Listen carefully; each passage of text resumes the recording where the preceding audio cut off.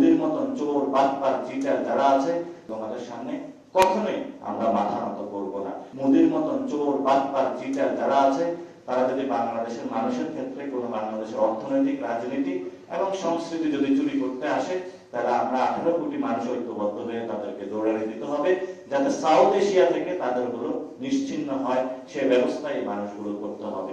এটা দক্ষিণ এশিয়া বাংলাদেশ রাষ্ট্র স্বাধীনভাবে টিকে আছে, এটা পৃথিবীর অন্যতম একটা আশ্চর্যের বিষয়।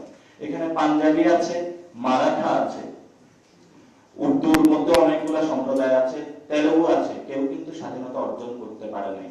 দক্ষিণ এশিয়ানে বাঙালি মুসলিম একটা সম্প্রদায়, বাঙালিরা যারা স্বাধীনতা অর্জন করেছিল এবং বিশ্বের বুকে তারা টিকে আছে, ভারত সাম্রাজ্যবাদী আগ্রাসীর সামনেও তারা টিকে আছে। এবং আমরা তাদেরকে বলতে চাই, পৃথিবী যতদিন থাকবে কিয়ামত পর্যন্ত আমরা টিকে থাকবো। বাংলাদেশের 18 কোটি মানুষ আমরা দরকার হয় না খেয়ে থাকবো, কিন্তু তোমাদের সামনে কখনোই আমরা মাথা নত করবো না।